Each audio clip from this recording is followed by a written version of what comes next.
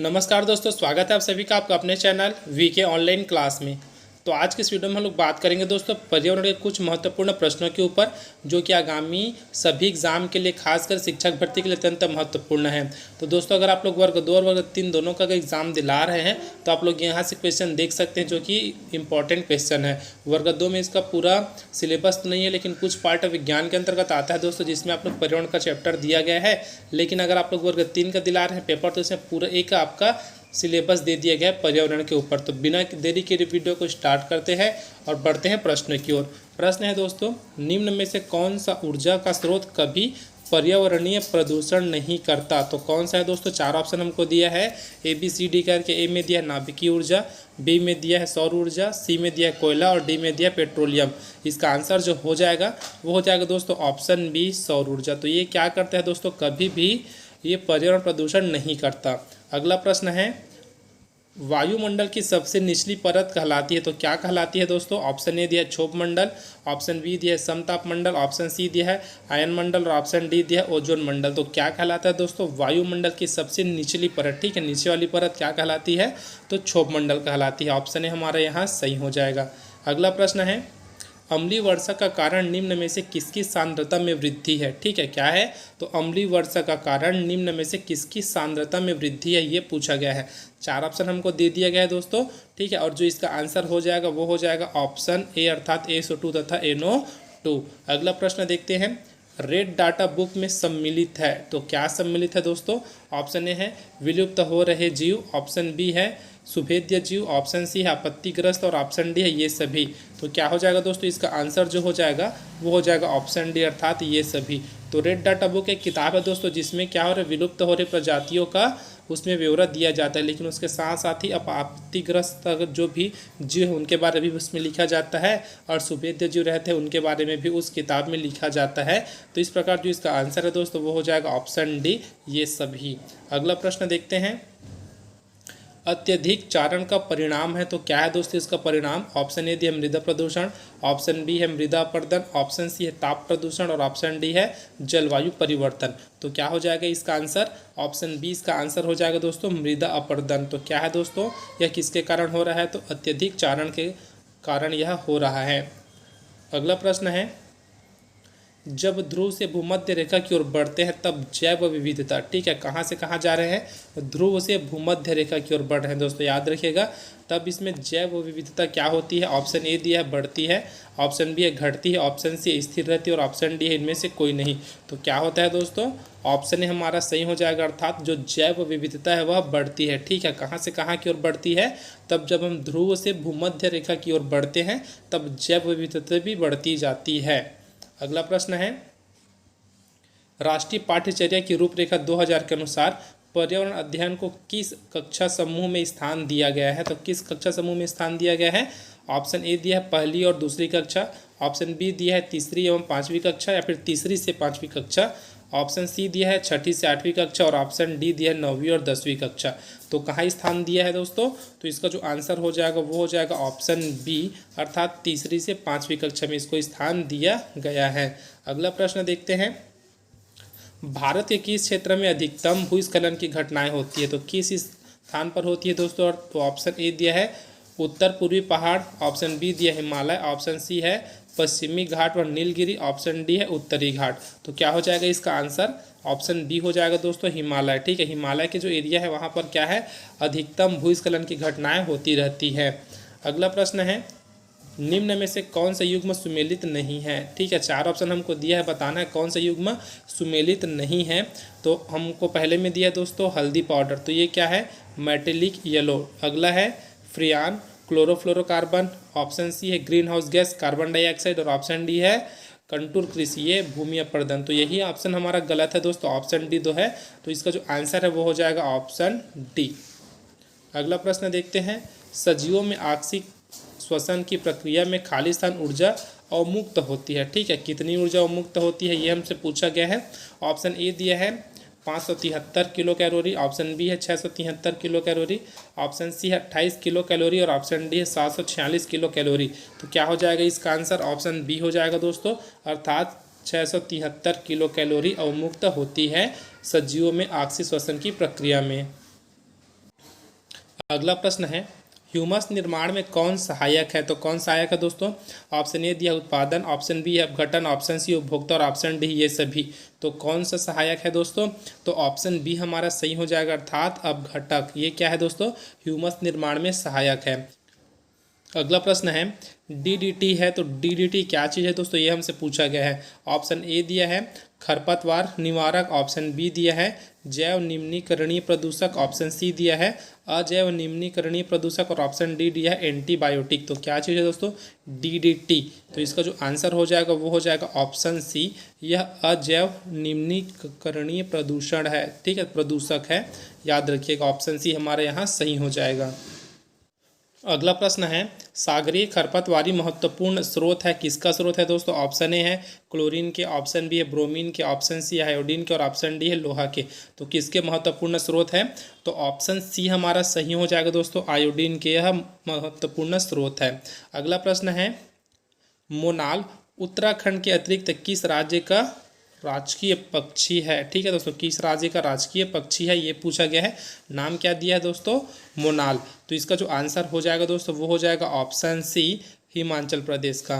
अगला प्रश्न देखते हैं। प्रश्न है दोस्तों ओजोन परत की मोटाई नापने की इकाई है, तो किस इकाई के जरिए हम लोग ओजोन परत की मोटाई नापते हैं दोस्तों? ये हमसे पूछा गया है। 4 ऑप्शन हमको दिए हैं और जो इसका आंसर है दोस्तों वो हो जाएगा ऑप्शन बी, डाप्सन इकाई। तो डाप्सन में क्या करते हैं? तो ओजोन परत की मोटाई मापने की यह इकाई है, इसको याद रखिएगा दोस्तों। एक बार फिर नाम पढ़ लीजिएगा, क्या नाम है? तो डाप्सन इकाई। ठीक है, डाप्सन नाम है उसका और इकाई उसका यूनिट है। अगला प्रश्न है सामाजिक वानिकी का उद्देश्य है, तो क्या उद्देश्य है दोस्तों सामाजिक वानिकी का?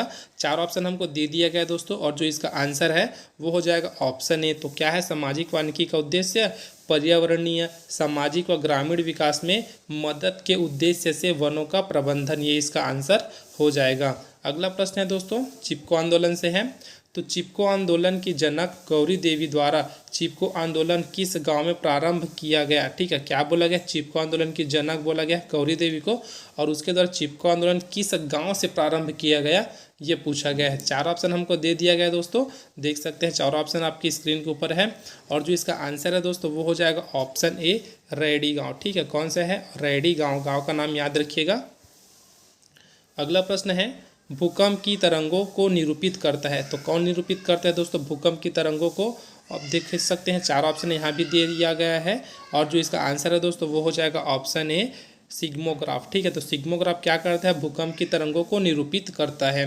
अगला प्रश्न है मानव पर्यावरण संबंध एक खालिस्तान संकल्पना है, तो कैसी है? ऑप्शन ए है ऋणात्मक संकल्पना है, ऑप्शन बी है धनात्मक, ऑप्शन सी संज्ञानात्मक और ऑप्शन डी है ये सभी। तो क्या हो जाएगा दोस्तों इसका आंसर जो हो जाएगा ऑप्शन बी हो जाएगा, धनात्मक। अगले प्रश्न में जाने से पहले दोस्तों बता दूं यह हमारा पर्यावरण का पहला वीडियो है। इसी प्रकार से आपको 4 वीडियो और यहाँ प्रोवाइड कराया जाएगा जो कि 30-30 क्वेश्चन के ऊपर रहेगा। तो वीडियो को जरूर सब्सक्राइब कर लीजिएगा दोस्तों ताकि आने वाले वीडियो की नोटिफिकेशन आपको मिल सके। और इसके लिए आपको क्या करना है? तो बेल आइकन को प्रेस करना है सब्सक्राइब के साथ में। देखते हैं दोस्तों अगला प्रश्न है किसी खाद्य श्रृंखला की प्रथम कड़ी सदैव हरे पादप होते हैं क्यों होते हैं दोस्तों? ये हमको बताना है ना।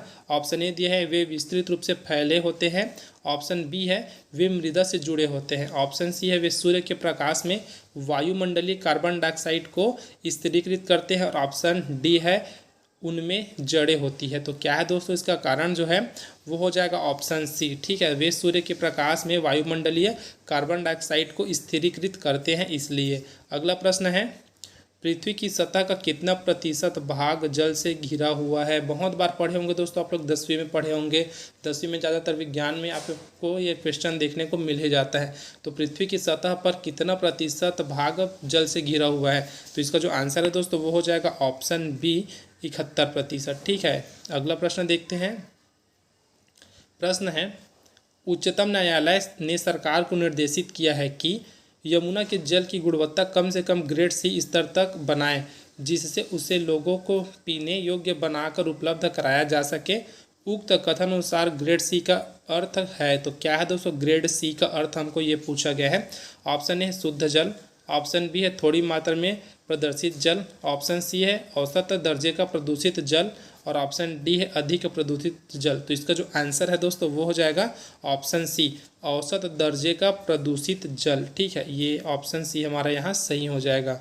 अगला प्रश्न है, अपने पर्यावरण की स्वच्छता और शुद्धता का मूल्यांकन करना प्रमुख उद्देश्य है। तो किसका प्रमुख उद्देश्य है दोस्तों? ऑप्शन ए है संज्ञानात्मक क्षेत्र का, ऑप्शन बी है भावनात्मक क्षेत्र का, ऑप्शन सी है मनोकार्यात्मक क्षेत्र का और ऑप्शन डी है उपरोक्त में से कोई नहीं। तो क्या हो जाएगा दोस्तों? इसका जो आंसर हो जाएगा वो हो जाएगा ऑप्शन बी, भावनात्मक क्षेत्र का। ठीक है, क्या है? भावनात्मक क्षेत्र का। अगला प्रश्न देखते हैं दोस्तों। अगला प्रश्न है, निम्न में से रोग और उसके द्वारा प्रभावित अंगों के सुमेलन का सही विकल्प चुनिए। तो एक साइड हमको रोग दिया है दोस्तों, दूसरे साइड उससे प्रभावित होने वाले अंग दिए हैं। तो हमको सही जोड़ी मिलान करना है, कौन कौन सा किसका किसका जोड़ी है, उसके बाद बताना है ऑप्शन के हिसाब से क्या है इसका आंसर। तो देख सकते हैं दोस्तों, हमको दिया है यहाँ पर पहला रोग में दिया पीलिया, फिर दूसरा दिया रेबीज, एड्स और फाइलेरिया। तो इस प्रकार से हमको दिया और इधर प्रभावी अंग के बारे में दिया है। तो पीलिया क्या करता है दोस्तों, बताते हैं आपको। तो पीलिया क्या करेगा? तो यकृत को प्रभावित करता है। ठीक है, अर्थात पहले का हो जाएगा तीसरा। उसी प्रकार अगर बात करें दोस्तों रेबीज की, तो रेबीज क्या करता है? यह तंत्रिका तंत्र को प्रभावित करता है। तो क्या हो जाएगा? दूसरे का चौथा। तो पहले का तीसरा इसमें है और दूसरे का चौथा, एक ही ऑप्शन हमको मिल रहा है दोस्तों, ऑप्शन पहला। अब देखते हैं एड्स क्या करता है। तो एड्स प्रतिरक्षी तंत्र को प्रभावित करता है, अर्थात तीसरे का सी का हो जाएगा दूसरा। और जो फाइलेरिया है दोस्तों वो क्या करता है? तो लिम्फ ग्रंथि को प्रभावित करता है, अर्थात पहले का हमारा क्या हो जाएगा? इधर जो प्रभावित अंग है उसमें का पहला जो है रोग का लास्ट वाला हो जाएगा, अर्थात फाइलेरिया के लिए। तो आप लोग देख सकते हैं ऑप्शन हमारा ए यहाँ सही हो रहा है। तो पहले का तीसरा, दूसरे का चौथा, तीसरे का दूसरा और चौथे का पहला, कुछ इस प्रकार से इसका मिलान हो जाएगा। अगला प्रश्न है दोस्तों, जल संग्रहण के संबंध में वहाँ की क्षेत्रीय भाषानुसार कौन सा युग्म सुमेलित नहीं है? ठीक है, चार ऑप्शन हमको दिया गया है। डायरेक्ट बात करेंगे दोस्तों इसके आंसर के बारे में, जो कि है ऑप्शन सी, कर्नाटक का कांदी। ठीक है, ये क्या है दोस्तों? उसके भाषानुसार अर्थात क्षेत्रीय भाषानुसार सुमेलित नहीं है।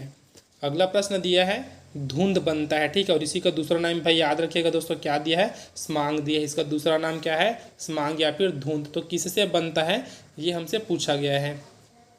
चार ऑप्शन दिया है दोस्तों, और जो इसका आंसर हो जाएगा वो हो जाएगा ऑप्शन ए, धुएं तथा कोहरे से बनता है धुंध। याद रखिएगा किससे बनता है? धुएं तथा कोहरे से यह बनता है। अगला प्रश्न है दोस्तों, निम्नांकित को सुमेलित कीजिए। ठीक है, निम्नांकित को हमको क्या करना है? सुमेलित करना, अर्थात सही जोड़ी मिलाना है। तो ऑप्शन हमारा पहला क्या हो जाएगा दोस्तों? ए का हो जाएगा ऑप्शन तीसरा, अर्थात एक्वेरियम में रखा जाता है मछली को। उसी प्रकार अगर बात करें दोस्तों बी का, केचुआ का हो जाएगा टेरेरियम। ठीक है, तो ऑप्शन क्या हो जाएगा? दूसरे का चौथा हो जाएगा। तितली की बात करें दोस्तों, इसको अच्छे से खींच देते हैं। ठीक है, अब तितली की बात करें, तितली को कहाँ रखा जाता है दोस्तों? तो वाइबेरियम में रखा जाता है, अर्थात दूसरा हो जाएगा। और साग को कहाँ रखा जाता है? तो हर्बेरियम में रखा जाता है। तो इस प्रकार इसका आंसर कौन सा हो रहा है दोस्तों? ऑप्शन बी हो रहा है इसका आंसर। अगला प्रश्न देखते हैं, ग्रीन हाउस प्रभाव के मुख्य गैस है। ठीक है, तो कौन से गैस मुख्य है दोस्तों ग्रीन हाउस प्रभाव के? ये हमसे पूछा गया है। और जो इसका आंसर हो जाएगा दोस्तों वो हो जाएगा ऑप्शन ए, CO2 अर्थात कार्बन डाइऑक्साइड। अगला प्रश्न है दोस्तों, सिर्फ दो प्रश्न बचे हैं दोस्तों, देखिएगा। निम्न में से जल प्रदूषण का स्रोत है, तो कौन सा है दोस्तों जल प्रदूषण का स्रोत? ऑप्शन ए दिया है औद्योगिक कचरा, ऑप्शन बी है कृषि से प्राप्त कचरा, ऑप्शन सी है ए और बी दोनों, और ऑप्शन डी है इनमें से कोई नहीं। तो क्या हो जाएगा दोस्तों? इसका आंसर जो हो जाएगा ना वो हो जाएगा ऑप्शन सी, अर्थात ए और बी दोनों। ए और में क्या दिया? औद्योगिक कचरा, और बी में दिया है कृषि से प्राप्त कचरा। अगले प्रश्न में जाने से पहले दोस्तों आपको बता दूं, अगर आप लोग और बाकी सब्जेक्ट का भी इसी प्रकार से MCQ चाहते हैं तो आप हमारे चैनल को जरूर सब्सक्राइब कीजिएगा और प्लेलिस्ट में जाकर के देखिएगा। आपको सभी विषय का इसी प्रकार से 30-30 क्वेश्चन का MCQ वहां से मिल जाएगा, जो कि आपकी प्रैक्टिस के लिए अत्यंत महत्वपूर्ण है। और सभी को पता होगा दोस्तों, आप लोग कितना भी पढ़ लो, बिना प्रैक्टिस के आपका तैयारी अधूरा ही रहेगा। तो प्रैक्टिस जरूर करके जाइएगा किसी भी एग्जाम में। तो देखते हैं दोस्तों अगला और आज का हमारा अंतिम प्रश्न, भारत में बाढ़ की चेतावनी कौन नहीं देता? कौन नहीं देता ये बोला गया है ना, तो केंद्रीय जल आयोग ये तो चेतावनी देता है दोस्तों। जल संसाधन विभाग ये भी क्या करता है? चेतावनी देता है। ऑप्शन सी में दिया है ए और बी दोनों, तो दोनों तो चेतावनी देते हैं। तो इसका जो आंसर क्या हो जाएगा? ऑप्शन डी, इनमें से कोई नहीं। तो ये क्या करता है? दो ऑप्शन ए और ऑप्शन बी दिया दोस्तों, ये क्या करेंगे? तो भारत में बाढ़ की चेतावनी देते हैं, लेकिन इसके लिए कोई अलग सा ऑप्शन नहीं दिया है। तो ऑप्शन डी हमारा यहाँ सही हो जाएगा। आज की वीडियो में बस इतना ही दोस्तों। वीडियो अगर आपको हेल्पफुल लगा तो वीडियो को जरूर लाइक कीजिएगा, साथ ही अपने दोस्तों में जरूर शेयर कीजिएगा। अब मिलते हैं दोस्तों अगले वीडियो में, तब तक के लिए जय हिंद।